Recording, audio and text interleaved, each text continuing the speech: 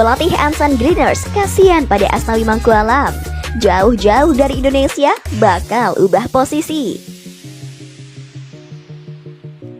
Kapten Timnas Indonesia Asnawi Mangkualam yang bermain di klub Korea Selatan Ansan Greeners mendapatkan promosi.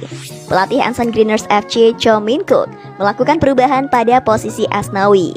Ia berjanji akan menjadikan Asnawi Mangkualam sebagai penyerang pada musim 2022.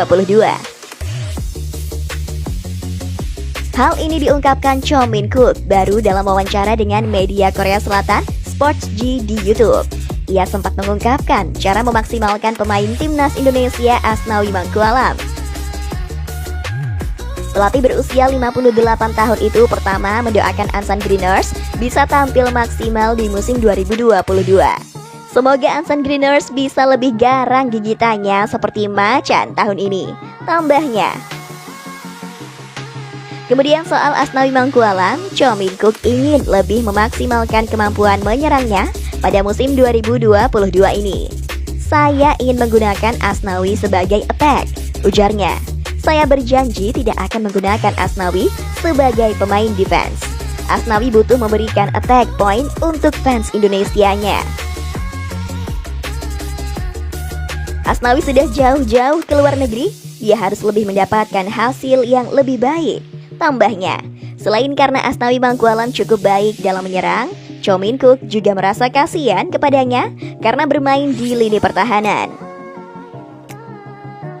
Cho Min-kuk berpendapat bahwa bila bermain di lini pertahanan membutuhkan komunikasi ekstra.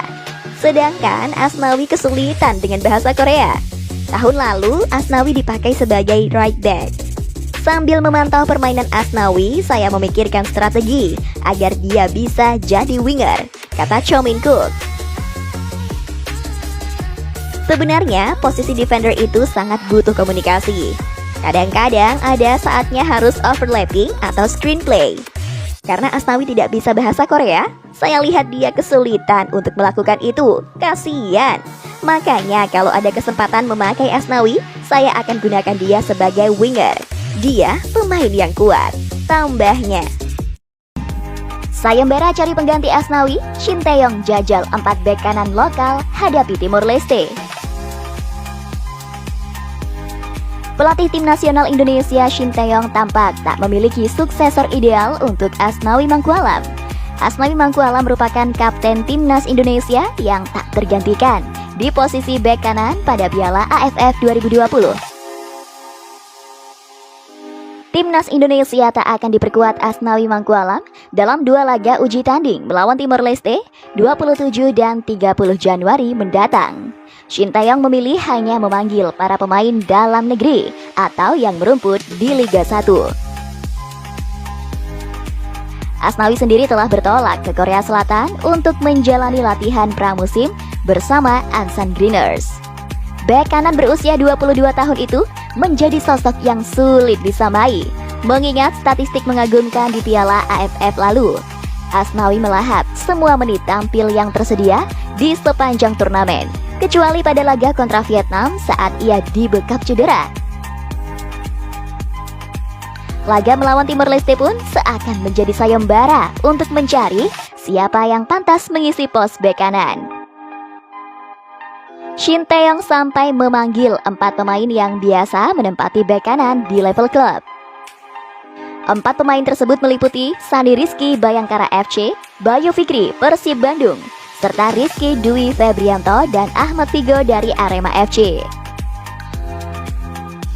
Sandi Rizky adalah pemain versatile yang musim ini lebih banyak dipercaya sebagai bek kanan oleh Paul Munster di Bayangkara FC.